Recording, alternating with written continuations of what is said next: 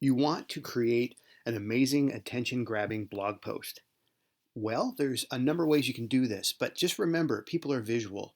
You have to grab people with an image, a very powerful, well-designed image. Second thing, don't give people 4, give them 2 plus 2. Whatever you're publishing into your blog post, the content of that, what is the big picture? What is the thing that you want people to think about? And so you want to get them to be curious with the image so that they want to look at your text. People don't want to read your stuff. You have to make them want to read the stuff. Okay? This is a thing you're going to use the rest of your life. And so I want to show you a simple strategy. Furthermore, the second part of this process is that you're honoring intellectual property by using the Creative Commons and citing your sources properly. That says a lot to the world of work and academia. Just remember, if you go to college and you copy and paste something in and don't cite it, you can get kicked out of the class, kicked out of the school. This happens. Just research plagiarism in college and you will be blown away at how merciless it is. You have to be careful not to take somebody else's ideas without citing your source. Period. Just always. So here's how you do all that in one swing. I want to put an image at the top of my blog post that grabs attention. I want to put something like a stop sign. I would literally want them to stop. The color red is very powerful. It grabs people's attention. So what I do is I open up a new tab and I go to Flickr. Flickr is an online photo gallery. It's free. And you can find Creative Commons images. Creative Commons images are images that people have said ahead of time that you can take and you can use. You just have to cite your source. Here's your quick copyright disclaimer. Copyright means you can't have it without permission first. Period. The internet is full of copywritten material. If you don't know who made it, well, actually, if you know who made it and all that, you can't have it without getting their permission first. First. That's like really, really hard to do. With the Creative Commons, the people tell you ahead of time that yes, you can use the material. They've already given you permission. So how do you find that? I am going to search for a stop sign because I think that would be really cool to grab people's attention at the top. I want them to stop. Now, when I type this in search, this is all licenses. I don't want that. I want to click here and I want to go to all Creative Commons licenses. And Creative Commons was set up a number of years ago to allow creative people to tell people ahead of time that they can use it for certain purposes. Creative Commons incorporates people can take it and make money with it. People can take it and not make money with it, or they can take it and modify it or not. The Creative Commons has a number of different levels. When I say all Creative Commons, that means I can take it, modify it, I can make money with it, but every single time I use it or do something, I still have to credit the original source. For instance, this image right here, I like that one. That's really cool. I like the blue, I like the red. The Crazy Film Girl is the creator. I need to cite the Crazy Film Girl.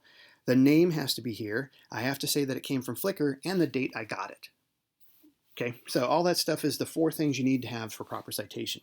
So what I do, this is my little hack, is I copy this, and I open up a new tab and I paste it in here. And what I do, now this is my Leducian thing. CC stands for Creative Commons. And I say Creative Commons image, and I take this out. This is, again, my process.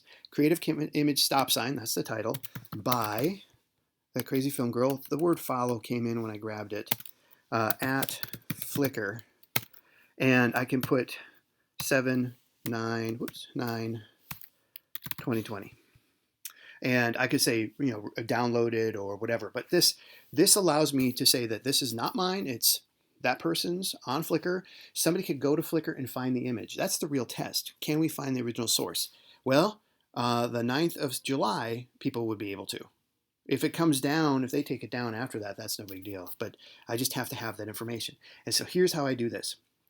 I go here, and on Flickr, if I click this little download thing, I don't want to download the image. I want to view all sizes. This is a step a lot of people miss. This size is pretty big. I think that's good enough. I'm going to control click or right click on the image just so I get this menu to pop up, and I'm going to copy image address. Now I'm going to go back to my blog, and I'm going to click Add Media. And when I click Add Media, over here on the side it says Insert from URL. And URL is the link. There it is. Now alternative text is really important. And this is for people who are visually impaired.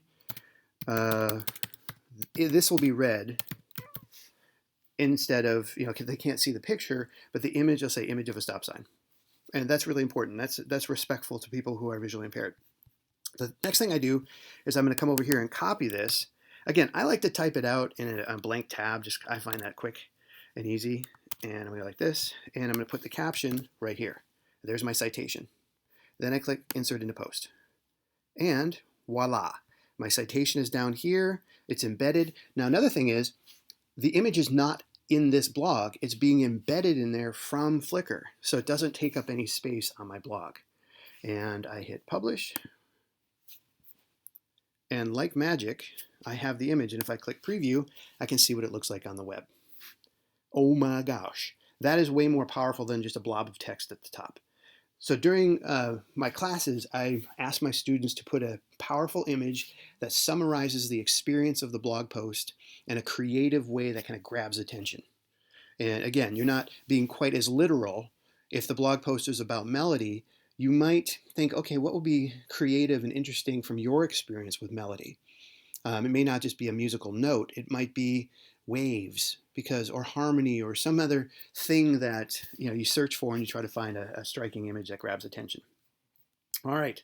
Well, that is how to get people to pay more attention to your media publishing online.